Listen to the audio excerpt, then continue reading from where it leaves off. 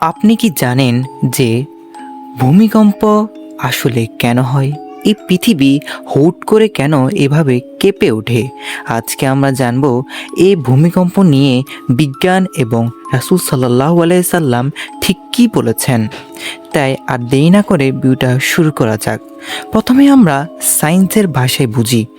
1850 সালের দিকে Robert mallet নামে একজন আইরিশ বিজ্ঞানী প্রথম আবিষ্কার করেন যে মাটির নিচে তৈরি হওয়া এক ধরনের শক্তিশালী তরঙ্গের কারণেই পৃথিবী কেঁপে ওঠে। কিন্তু এখন প্রশ্ন হচ্ছে, তিনি আসলে ঠিক কী বলতে চেয়েছেন আমাদেরকে? এই প্রশ্নের উত্তর খোঁজার জন্য আমাদেরকে পৃথিবীর কোরের সম্পর্কে জানতে হবে। হ্যাঁ, আমাদের প্ল্যানেটে 8টি প্ল্যানেট রয়েছে। এই প্ল্যানেটগুলোর প্রত্যেকটি একটি একটি করে কোর রয়েছে। কারো 5টি, কারো 6টি, কারো 8টি, কারো আবার 9টি পর্যন্ত কোর হয়ে থাকে। ঠিক আমাদের পৃথিবীরও কয়েকটি কোর রয়েছে। আমাদের পৃথিবীর মোট 4টি কোর বা লেয়ার আমরা যেটিকে উদাহরণস্বরূপ বলতে পারি। এই 4টি লেয়ার আমরা একটু দেখে নিই। এই 4টি লেয়ারের আসলে নামটা কি? তাহলে প্রথম ধাপ হচ্ছে ক্রাস্ট। এই ক্রাস্টটি হচ্ছে যার উপর আমরা প্রতিদিন চলাচল করি, অর্থাৎ মাটি। এরপরে হচ্ছে ম্যান্টেল।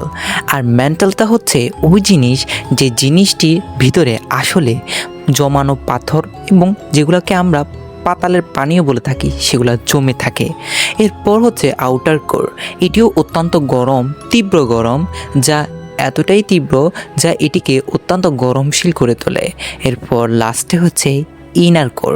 আর এটি হচ্ছে আমাদের পৃথিবীর সর্বশ্রেষ্ঠ কোর, যার সেলসিয়াস বা ডিগ্রি আপনি শুনে অবাক হবেন, যার মোট হচ্ছে 6000 ডিগ্রি সেলসিয়াস।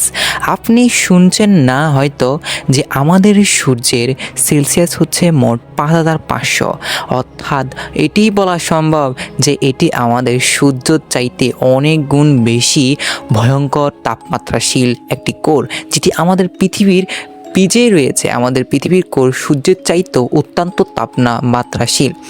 এখন আসি মূল কথায়।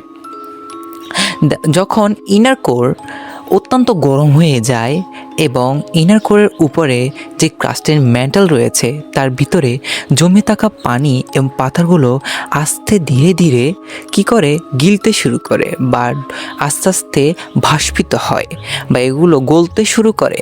এই ফুটন্ত ফানের যে ভাস্প তৈরি হয়, সে ভাস্প বাহিরে যাওয়ার জন্যই মূলত ভূমিকম্প হয়ে থাকে এবং সুনামিও হয়ে থাকে। কি এখনও বুঝেন নাই? আচ্ছা, বুঝিয়ে দিচ্ছি।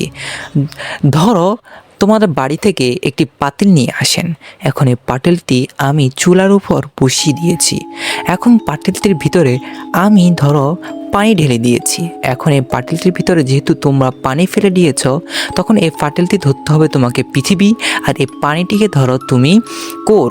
এখন এই পানিগুলো যখন তুমি চুলার কারণে বাষ্পিত হয়ে থাকবে, গরম হতে থাকবে, আর উপরে তুমি পাতিলের উপরে তুমি একটি ঢাকনা ঢাকিয়ে দাও, বা আমরা এটিকে ক্রাস্ট বলতে পারি, মাটি ধরো এটি। এবার দেখো, যখন পাতিলটি অত্যন্ত গরম এবং পানিগুলো অত্যন্ত গরম হয়ে যাবে, তখন এই পানির ফুটন্ত বাষ্পত এগুলো বের হওয়ার জন্য প্লেটটি ফাটিয়ে দিবে বা পুরো জিনিসটাই ব্লাস্ট হয়ে যাবে। ঠিক আমাদের পৃথিবীরটাও ঠিক এমন হয়। পৃথিবীর নিচে যখন অত্যন্ত গরম হয়ে যায়, তখন পৃথিবীর নিচে যে পাতাল পানি আছে সেগুলো অত্যন্ত গরম হয়ে যায়, যার কারণে ফুটতে শুরু করে। এই ফুটন্ত পানির গ্যাস বের হওয়ার জন্যই মূলত পৃথিবী থেকে এই জিনিসটা বের হয়ে উপরে ওঠার জন্যই মূলত সুনামি, ভলক্যানো এবং ভূমিকম্পর মতো শক্তিশালী এগুলো হয়ে থাকে। এবার হয়তো আশা করি তোমরা বুঝেছ।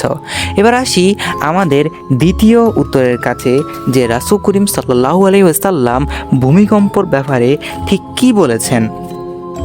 রাসূল করিম সাল্লাল্লাহু আলাইহি ওয়াসাল্লাম তিনি বলেন, 1400 বছর আগে আমাদের রাসূল করিম সাল্লাল্লাহু আলাইহি ওয়াসাল্লাম এক দফারে বলেন যে ভয়ঙ্কর এক ভবিষ্যৎবাণী করে গিয়েছিলেন। তিনি বলেছিলেন, ততদিন পর্যন্ত কিয়ামত হবে না যতদিন না পৃথিবীতে ভূমিকম্পের সংখ্যা অনেক বেড়ে যাবে। সহিহ বুখারী হাদিস 10036, হাদিস নং 10036।